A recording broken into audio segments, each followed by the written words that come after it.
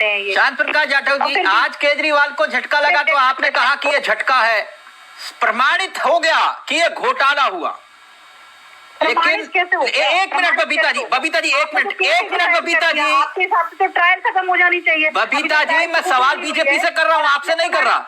दिक्कत ये है कि आम आदमी पार्टी, एक मिनट रुकिए ना, मैं सवाल बीजेपी से कर रहा हूँ मैडम, मैं बहस नहीं करता, चर्चा करता हूँ। आप पहली बार कार्यक्रम में शामिल हुए, थोड़ी देर बाद पता चल जाएगा आपको। शांत जी,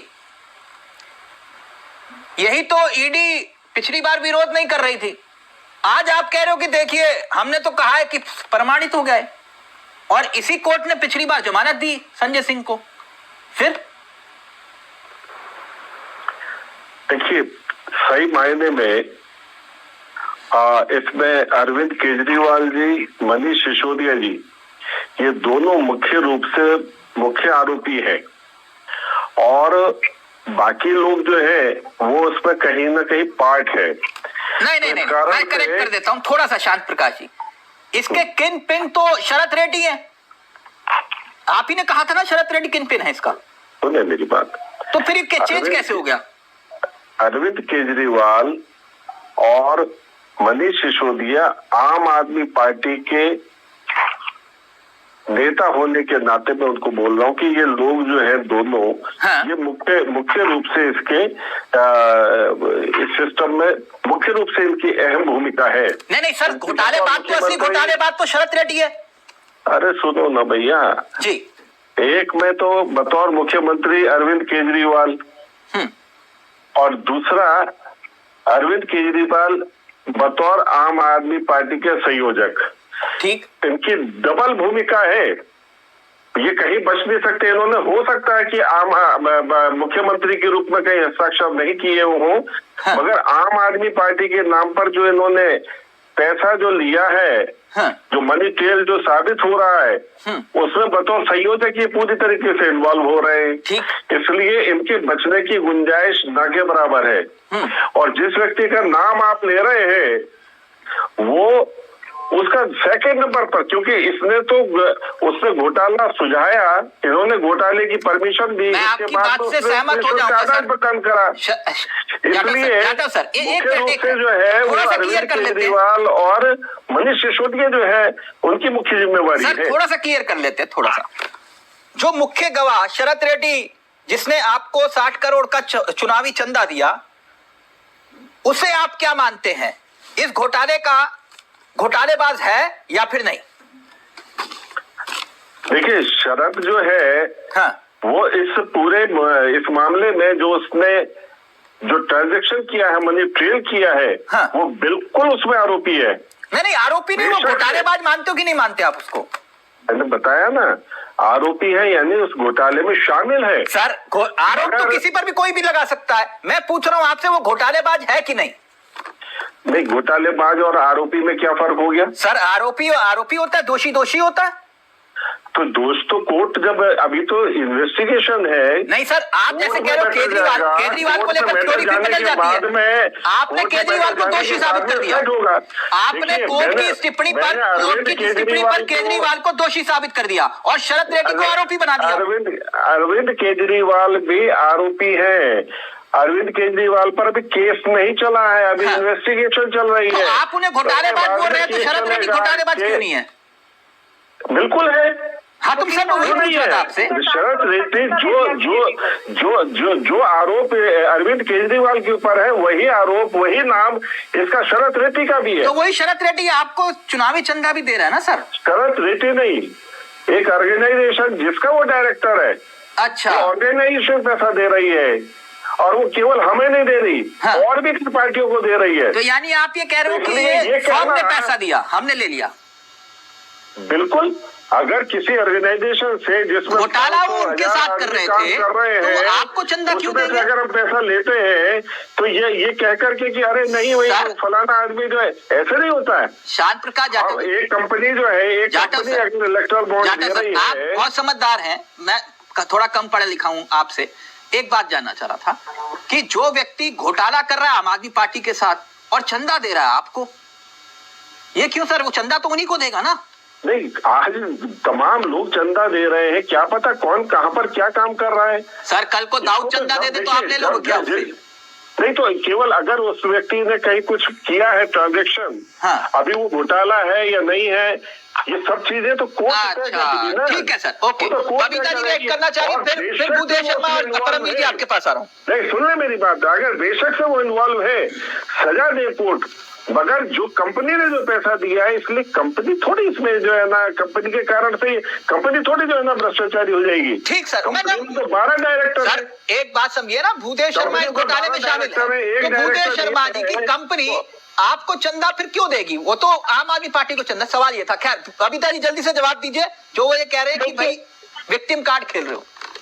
जैसे ही चंदा दिया जाता है तभी बेल हो जाती है, उससे पहले 6 महीने तक बेल नहीं होती है। जैसे ही आम आदमी पार्टी को चंदा दिया उसी टाइम बेल हो गई, और उसके बाद अब बीजेपी ज्वाइन। इसी कोर्ट ने संजय सिंह को भी बेल दिया है, हमने किया है तो चंदा बीजेपी को। इसी कोर्ट ने संजय सिंह को भी बेल दिया है मैडम, संजय सिंह जी को भी बेल दी है ना कोर्ट ने। बिल्कुल बेल दी है। सुप्रीम कोर्ट ने सारे तथ्य सुप्रीम कोर्ट के सामने भी आए थे। सुप्रीम कोर्ट ने सारे तथ्यों को देखा और जांचा, उनको पता लगा कि ये सब फॉल्स है, सब फेक बनाया गया। मैडम आज वही तो कोर्ट कह रहा है, हाई कोर्ट, कि ईडी के पास पर्याप्त सबूत है। नहीं जाटा जी, ये तो कह रहा है आप सुप्रीम कोर्ट को झुठला देंगे अगर सुप्रीम। मैं तो हाई कोर्ट की बात कर रहा हूँ मैडम, उन्हीं की टिप्पणी बता रहा हूँ आपको। संजय सिंह जी को बेल मिली है, यही मामला था ना, शराब घोटाले पे ही ये कह रहे थे ना कि शराब घोटाला किया है। आज तक मुझे ये नहीं समझ आया कि घोटाला क्या हुआ है, और घोटाला अगर आम आदमी पार्टी ने किया है तो आज की आप हाईकोर्ट की टिप्पणी पढ़ ले, पता लग जाएगा कि क्या घोटाला हुआ है। पैसे की भी रिकवरी नहीं हो रही है, और बीजेपी के पास हाईकोर्ट में माननीय हाईकोर्ट ने क्या कहा है, आपको उससे पता लग जाएगा ना कि उनका क्या इन्वॉल्वमेंट है। हमारे पास आता, पैसा हमारे से रिकवर होता, वो हाईकोर्ट में बताना चाहिए था ना। मुझे ये नहीं समझ आ रहा। और जैसे नहीं बताया, अभी तुरंत बेल हो जाती है, फिर एमपी का टिकट मिल जाता है। हाईकोर्ट में बताया या नहीं? आज हाईकोर्ट में बताते तो आपको रिलीफ मिल जाता है। जब तक बीजेपी केवल मंच पर दिल्ली की जनता को गुमराह करने के लिए सब बातें कर रहे हैं, ये तो वही जानते हैं। नहीं, आपका स्टैंड अभी भी वही है या बदला है? नहीं देखिए, स्टैंड मैंने क्या कहा तिलक जी, अगर मान लीजिए कोर्ट से उनको सजा मिलती है और ये क्लियर होता है कि इन्होंने घोटाला किया है, तो ये वो नहीं, उदाहरण के तौर पर भूदेव जी थोड़ा कंफ्यूजन हो जाता है मामला। एक मिनट, आपका मसला यहाँ पे भी ना इंडिया गठबंधन वाला है, जैसे कह रहे हो कि पंजाब में गठबंधन नहीं करेंगे, यहाँ हमारा गठबंधन है। बोले क्या है, हम साथ साथ चुनाव लड़ेंगे, दिल्ली में लड़ेंगे, पंजाब में नहीं लड़ेंगे। अब एक मिनट, मैं इतना जानना चाह रहा हूं कि जैसे कि आपने कहा था ये शराब नीति बनी, जब एक के साथ एक फ्री वाला मामला हुआ, तो आपने कहा कि ये केजरीवाल ने बहुत बड़ा भ्रष्टाचार किया, इसकी जांच करो, कहा था। आज आप कह रहे हो ये राजनीतिक साजिश है, तो थोड़ा बादल हटाइए, क्लियर बताइए क्या मामला है। नहीं तिलक जी, देखिए हमने कहा घोटाला है तो उसकी जांच करवाओ ना, लेकिन उस घोटाले में जो शामिल है वो सबकी जांच होनी चाहिए ना। नहीं तो जांच तो हो रही है ना। आज भारतीय जनता पार्टी के नेता इसमें अगर आप जेपी नड्डा जी के खिलाफ भी आप कार्रवाई जांच करवाओ, आपने जो जेपी नड्डा जी कहां से आ गए इसमें? आप ये भी तो जांच करवाओ ना, उनको कैसे, मतलब उन पर सारी क्लियरिटी सबके सामने आनी चाहिए, चाहे वो केजरीवाल जी हो, कोई भी हो। मैं कहता हूँ कांग्रेस का भी कोई नेता है तो उसके खिलाफ भी जांच करो, उसमें दिक्कत क्या है? देश के लोगों को पता चलना चाहिए। भूदेव भाई आप बात जलेबी की तरह घुमा रहे हो। मैंने सिर्फ आपसे ये पूछा कि तब भ्रष्टाचार हुआ, आपने कहा जांच कराओ, जांच हो रही है, कोर्ट ये कह रहा है कि पर्याप्त सबूत है, आप कह रहे हो राजनीतिक साजिश है। और अगर राजनीतिक साजिश है तो उस साजिश में तो आप भी शामिल हुए, आरोप तो आपने लगाए थे। नहीं तिलक जी, मैं वही तो कह रहा हूँ कि जांच अभी चल रही है, उसे क्लियर तो होने दीजिए, लेकिन उस जांच में जो इन्वॉल्व है उन सबकी जांच होनी चाहिए ना। उसमें एक तरफा कार्रवाई क्यों हो रही है? कैसे? ये भी तो जानना पड़ेगा ना। नहीं, एक तरफा कैसे? तरह से एक तरफा कार्रवाई केवल विपक्ष के नेताओं पर हो रही है। हमने लगाए, हम बोल रहे हैं कि आरोप लगाए, हमने कहा जांच करवाइए। शांत प्रकाश जी वो कह रहे हैं एक तरफा कार्रवाई हो रही है। वो चंदा अगर बीजेपी को देता है तो नड्डा जी के खिलाफ भी कार्रवाई करो, क्यों नहीं कार्रवाई कर रहे हो भाई? जो भी उसमें इन्वॉल्व है सबके खिलाफ कार्रवाई होनी चाहिए। कांग्रेस बहुत शातिर है, पार्टियों के नेताओं पर कार्रवाई हो, उन्हीं की जांच हो, ये तो गलत बात है। कांग्रेस बहुत शातिर है साहब, और इन्होंने अरविंद केजरीवाल को घोटाला हो गया, फंसा दिया है। आज अरविंद केजरीवाल जेल में है, और उसके 7 सीटें जो दिल्ली की हैं उसमें से 3 इन्होंने हड़प ली, और अब पर ये चुनाव लड़ने की तैयारी कर रहे हैं, ये चुनाव लड़ेंगे। अरविंद केजरीवाल की जो सीटें हैं उस पर ये अब चुनाव लड़ेंगे, और दिल्ली का जो अरविंद केजरीवाल का वोट है, क्योंकि अरविंद केजरीवाल के जिस तरीके से ये माहौल बन गया है, तो मुझे लगता नहीं कि आम आदमी पार्टी बहुत ज्यादा स्टैंड करेगी। तो उस वक्त मैं अरविंद केजरीवाल के वोट पर कब्जा करने की जो इन्होंने नीति बनाई है, इसलिए ये आज भी भ्रष्टाचार के साथ में अरविंद केजरीवाल के साथ में भी ये जो है उसके साथ जुड़े हुए हैं, ताकि उसका जो अरविंद केजरीवाल का जो वोट बैंक है वो इनके साथ जुड़ जाए। ये रणनीति है, बाकी मैं मान गया मोदी जी की भी जांच करवाओ, बेहतरीन जांच चल रही है, और आम आदमी पार्टी के वोट में किस तरीके से आप लोग सेंध लगा रहे हैं, मैं समझता हूँ कि इनकी यही मजबूरी है दिल्ली में। अच्छा, तो आप ये कह रहे हो पर्दे के पीछे असली यही है? यही है, बिल्कुल बिल्कुल। अच्छा, ठीक। तो आम आदमी पार्टी का वोट चाहिए ना इनको। ये लग रहा है कि शांत प्रकाश जी, आप लोगों के चाहने वाले ही बैठे हुए लाइव में कमेंट कर रहे हैं। परमवीर जी उसी कमेंट के साथ आ रहा हूँ, कह रहे हैं बबीता जी ये कांग्रेसियों के चक्कर में मत फंसिएगा, पूरी की पूरी पार्टी का बलिदान ले लेंगे, ये कुर्बानी करवा देंगे और जिंदाबाद के नारे लगवा के बात खत्म करवा देंगे। खैर ये परमवीर जी देखिए, अभी तक सब नाराज से सब मुस्कुरा दिए एक सेकंड में। परमवीर जी, ये अब क्या दो धारी तलवार मसला हो गया? ये कह रहे हैं कि देखिए सबसे बड़ा भ्रष्टाचार खुलासा हुआ, जो कट्टर ईमानदार थे वो कट्टर भ्रष्टाचारी निकले। दूसरी तरफ ये अब विक्टिम कार्ड खेला जा रहा है कि देखिए हमने आवाज उठाई तो सरकार ने हमें जेल में बंद करवा दिया। तो यहाँ तो मसला दो धारी तलवार वाला हो गया कि नहीं? जी हाँ तिलक जी, देखिए दुर्भाग्य की बात है, जो पार्टी आई ही इस विषय के ऊपर थी कि भाई हमें लोकपाल बिल लाना है, ऐसे करप्शन के ऊपर रोकथाम करनी है, आज वो पार्टी ऐसे आरोपों पे घिरी भी और चल रहा है मसला। लेकिन यहाँ पर पॉलिटिकल पॉस्टिंग बड़ी अजीबोगरीब सी हो रही है। मुझे लगता है कि आम आदमी पार्टी भी कंफ्यूज हुई है इस समय कि क्या राह पकड़े। अभी वो क्या रहा है, कोर्ट की प्रोसीडिंग्स को ऐसे मान रहे हैं जैसे कोई टीवी की डिबेट है या प्रेस कॉन्फ्रेंस है कि आप कुछ भी बोलिए, विक्टिम की रूप से बोलिए, ऐसा बोलिए वैसा बोलिए, तो कोर्ट में नहीं चलता है वहां पर। और उसके बाद कंफ्यूजन की स्थिति जो मैंने बात बोली वो कहते हैं, जब संजय सिंह जी बाहर आए थे तो उन्होंने छूटते ही बयान दिया था, बहुत फेमस भी होता, जीप के ऊपर चढ़कर बोले थे कि जो ये शराब घोटाला हुआ है ये बीजेपी ने किया है। तो अब उनकी बात से दो मतलब निकाले जाते। देखो पहले वो मना कर रही थी आम आदमी पार्टी की कोई घोटाला ही नहीं है, कुछ नहीं है, तो शराब घोटाला तो संजय सिंह ने मान लिया। अब उन्होंने आरोप लगा दिया आगे बीजेपी के ऊपर, यानी कि शराब घोटाला हुआ है। फिर बार बार बात कही जाती है कि हमसे कोई पैसा नहीं मिल रहा है, पैसा नहीं मिल रहा है। तो जितनी मेरी सीमित बुद्धि से मैंने देखा, ये पैसा तो चुनाव में खर्च हो चुका है, ये तो गोवा के चुनाव में खर्च हो चुका है, जैसा ईडी भी बता रही है, तो पैसा तो मिलने वाला है नहीं, रुपया एक भी नहीं पाने वाला है। तो ये ऐसा अभी तो आपका राफेल का इसका क्या नाम है, नेशनल हेराल्ड का मतलब इसमें जो भी इन्वॉल्व है, जो मैंने ये बोला कि जो इन्वॉल्व है, जो भ्रष्टाचारी है, उन सब पे कार्रवाई क्यों नहीं हो रही? इलेक्ट्रॉल बॉन्ड की भी जांच होनी चाहिए, पीएम केयर फंड की भी जांच होनी चाहिए। अगर परमवीर जी इन बातों को भी रखते तो राजनीतिक विश्लेषक तौर के रूप में बात कर रहे हैं, शांत प्रकाश बात नहीं कर रहे हैं। आप ही की बात ले जा रहा हूँ, एक मिनट। ये कह रहे हैं कि भाई कुछ और करो मत करो, लेकिन पीएम केयर फंड की जांच करवा दो। सारे भ्रष्टाचारों की एक मिनट भूदेव जी, आपने सवाल उठाया, वही सवाल लेकर जा रहा हूँ। एक मिनट देखिए, कांग्रेस के जो प्रवक्ता है वो बेसिकली राह भटके हुए हैं। मुझे लगता है कि इनको पूरी तरीके से जिस तरीके से ये जो अरविंद केजरीवाल जी के खिलाफ जो इन्होंने स्टैंड लिया था, शराब नीति के खिलाफ जो स्टैंड लिया था, उस पर कायम रहना चाहिए। आज इनके सामने प्रश्न भी नहीं है, क्योंकि आखिर कहां तक ये बचाएंगे अरविंद केजरीवाल जी को। तो मुझे लगता है कि ये जो है इस वक्त में कांग्रेस पशुपेश में है, तो उल जलूल बातें करना कि इसकी भी जांच करा दो और उसकी भी जांच करा दो, अरे भैया आपने कह दिया टीवी पर और वो जांचें शुरू हो गई, ऐसे होता है क्या? अभी तो आपका राफेल का इसका क्या नाम है, नेशनल हेराल्ड का मसला भी है, अभी उस पर भी कार्रवाई होगी। बहुत जल्द, ज्यादा दिन नहीं है, 2024 के चुनाव होने के बाद में जो आपके राहुल गांधी जी और सोनिया जी जो दोनों बेल पर हैं, उस पर भी अभी कार्रवाई होगी, उस पर भी आप छटपटाते हुए दिखाई देंगे। उस वक्त में भी जो है आप देखना कि पूछ रहे होंगे कि क्यों नहीं हो रहा है ऊपर काम। क्या है कि हम लोग भ्रष्टाचार खत्म करने के नाम से जो है जनता ने हमें चुना था और हम भ्रष्टाचारी को खत्म करने का हमने बीड़ा उठाया है। आज सारी संस्थाओं को पूरी ताकत दे दी गई है कि कोई भी भ्रष्टाचारी किसी भी सूरत में नहीं बचना चाहिए। इसलिए आज जितनी भी हमारी पर सारी संस्थाएं हैं वो पूरी निर्बाध और आजादी के साथ में काम कर रही है, और उसका परिणाम हमारे सामने है कि आप लोगों की जो छटपटाहट है वो साफ रूप में जो है उस वक्त में दिखाई दे रही है। बेचैनी जो है वो अपना बता रही है कि आप लोग जो है परेशान हैं और भ्रष्टाचार में जो लिप्त हैं, चाहे वो एक मंच पर इकट्ठा होकर के राजनीति करें, अगर वो किसी भी सूरत में बचने वाले नहीं है। बबीता जी के पास जाऊं, फिर हमारे साथ देश के जाने माने वकील भी इस कार्यक्रम का हिस्सा बनने वाले हैं। लेकिन एक बात मैं समझना चाह रहा था आपसे, वो सवाल कर रहे थे पीएम केयर फंड को लेकर, कह रहे हैं इसकी भी जांच करवा दो। किस चीज की जांच करा दो? क्या हुआ उसमें पीएम केयर फंड में? अगर कोई जांच है, कोई परेशानी है तो ये कोर्ट में जाए ना। वो कह रहे हैं इसका इस्तेमाल कैसे हो रहा है वो जानना चाह रहे हैं।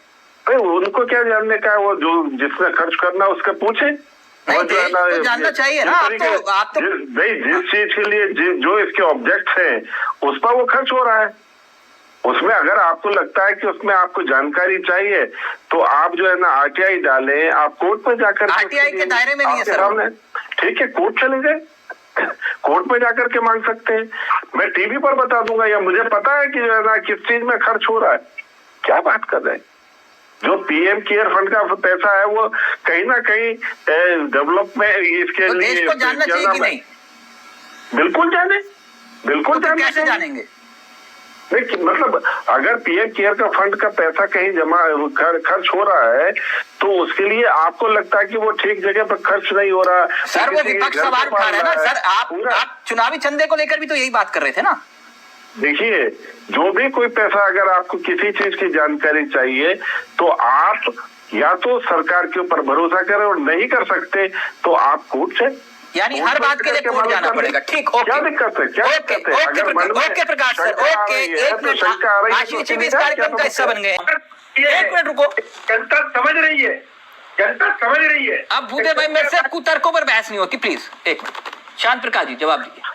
नहीं, ये भूदेव जी सही कह रहे हैं कि जनता समझ रही है, और जनता को सब समझ में आ रहा है कि ये जो है अरविंद केजरीवाल और इंडी अलायंस की जो नौटंकी है वो किस तरीके से काम कर रही है। ये कहीं भी इकट्ठा नहीं है, ये सब अपने अपने धुन में अलग अलग लगे हुए हैं। केवल दिल्ली में अरविंद केजरीवाल और कांग्रेस जो है वो एक साथ जुटे हुए दिखाई दे रहे हैं। वो केवल वो भी जीतने के लिए नहीं, बल्कि कांग्रेस आम आदमी पार्टी को वोट जो है अपने कब्जे में लेने के लिए। सर आप क्यों उनके बीच में लूट करवा रहे हो? बड़ी सर शांत प्रकाश जी एक मिनट, जब आप उनके गठबंधन पे कटाक्ष करो सर, जब आप पीडीपी के साथ हाथ मिला सकते हो तो कोई भी कहीं भी हाथ मिला सकता है। बीजेपी गठबंधन करती है। देखिए, एक मिनट बबीता जी, शांत प्रकाश जी, इस वक्त हम बात जो है दिल्ली में जो आकंठ भ्रष्टाचार के ऊपर इस वक्त में सब चीज चल रही है, उसके बावजूद इतना चोली दामन का साथ ये निभा रहे एक दूसरे को लेकर के, स्वाभाविक बात है, सब चीजें स्पष्ट हो रही हैं कि दिल्ली का वोट जो है वो कांग्रेस के हाथ से छिटक न जाए, और इसलिए वो अपना जो है इस वक्त में अरविंद केजरीवाल जी के दाग है वो भी अपने दामन पर लेने के लिए तैयार है। मैं फाइनल कमेंट, क्योंकि बहुत बेहतरीन तरीके से आशीष जी ने उसको एक्सप्लेन भी किया, और मैं चाहूंगा कि फाइनल कमेंट मैं उन्हीं से लूं। लेकिन एक बात, क्योंकि लाइव में कमेंट आ गया, बड़ा दिलचस्प कमेंट है, इसलिए मैं आपसे पूछ रहा हूँ। इस विषय से कोई लेना देना नहीं है उसका, मैं क्लियर कर दूं। उनका कहना यह है कि शांत प्रकाश जी, आप कह रहे हो कि देश में बहुत विकास हुआ, आपने कांग्रेस का घोषणा पत्र पढ़ा क्या? मैंने पढ़ा तो नहीं है, सुना जरूर है। सुना है जी। तो देश में तो आईपीएल चल रहा है ना इस वक्त, इंडियन प्रीमियर लीग। हाँ। तो ये आप मुस्लिम लीग कहां से ले आए? उसमें मुस्लिम लीग कहां लिखा है? जिस तरीके से इनका जो अल्पसंख्यक को लेकर के जो इन्होंने कुछ घोषणाएं की हैं, नहीं, जैसे कि आप अगर एक्सप्लेन कर पाए। मैं बता रहा हूँ ना। हाँ। कि हमारी जितनी भी मोदी जी की जितनी भी घोषणाएं हैं, हाँ। जितनी भी योजनाएं हैं, उसका लाभ किसी अल्पसंख्यक या किसी जाति वर्ग को लेकर के नहीं, बल्कि सर हर जरूरतमंद को लेकर के ही इसका डिस्बर्समेंट हुआ। मगर जिस तरीके से आपने कहा कि मैंने सुना, पढ़ा नहीं है कांग्रेस का घोषणा पत्र, मैंने पढ़ने की कोशिश की। मैं आपसे कह रहा हूं सर, हो सकता है मैं गलत हूं। 48 पेज का घोषणा पत्र है, उस 48 पेज के घोषणा पत्र में कहीं भी हिंदू मुसलमान शब्द का जिक्र नहीं किया गया। मैंने कोशिश की ढूंढने की हिंदू मुसलमान शब्द, लेकिन कहीं दिखाई नहीं दिया। और कांग्रेस के घोषणा पत्र में 10 खंड हैं सर, और 10 खंड में कहीं भी ये नहीं दिखाई दिया कि हिंदू और मुसलमान इकट्ठा कहीं भी लिखा हो, या हिंदू मुसलमान शब्द ही नहीं दिखाई दिया मुझे। तो अल्पसंख्यक लिखा है ना, वो तो पढ़ा आपने? नहीं, तो उसमें क्या लिखा है, कहाँ लिखा है? अल्पसंख्यक गलत काम कहा हमने। अल्पसंख्यक लिखा है या नहीं? अल्पसंख्यक जो शब्द है, हाँ। वो केवल और केवल मुस्लिम समाज के लिए ही लिखा गया। ये किसने कहा है? मगर जो है, नहीं तो और कौन है अल्पसंख्यक? क्यों सिख अल्पसंख्यक मानते कि नहीं? क्या ये मानते? मैं आपसे पूछ रहा हूँ सर। नहीं, क्या कांग्रेस के लोग मानते? नहीं, मैं आपसे पूछ रहा हूँ, आप नहीं मानते तो बाकी ठीक है। नहीं, मैं हम तो इस विषय में पढ़ना ही, हम तो इस विषय में पढ़ना ही नहीं चाहते। सर एक मैं वही बात तो कह रहा हूँ शांत प्रकाश जी, मैं आपसे वही बात तो कह रहा हूँ, मुस्लिम लीग तो कहीं लिखा ही नहीं है उसमें, या ना मुसलमान लिखा है। मैं तो बात अल्पसंख्यक की कर रहा हूँ ना सर। आपने 2014-2019 के लिए अल्पसंख्यक के लिए जिस तरीके से घोषणाओं की बात कही है, तमाम तरीके से वो बात जो है वो कहीं ना कहीं सर, मैं वही तो पूछ रहा हूँ कि क्या कहा है उसमें, मैं वही तो पूछ रहा हूँ आपसे, क्या कहा है? नहीं, इस बारे में मैं एकदम स्पष्ट अभी नहीं कह पाऊंगा कि सर आप कह रहे हो ये मुसलमानों की राजनीति कर रहे हैं, फिर आप बता भी नहीं रहे क्या कहा। बिल्कुल कर रहे हैं, जिस तरीके से एसडीपीयू के साथ में इनका जो वहाँ पर केरल में जो आप देख रहे हैं, उनके साथ में इनका तालमेल है सर। वो जाहिर सी बात है कि वो पूरी तरीके से मैं आपसे फाइनल कमेंट में फिर वहाँ पर काम कर रही है। मैं फाइनल कमेंट फिर मैं जो है आशीष जी से लूंगा, लेकिन कुल मिलाकर 2014 और 2019 में जो आपने वादे किए थे, उन वादों के आधार पर तो वोट मांगने चाहिए ना। नहीं, जैसे आपने कहा कि हम स्मार्ट सिटी बनाएंगे 100,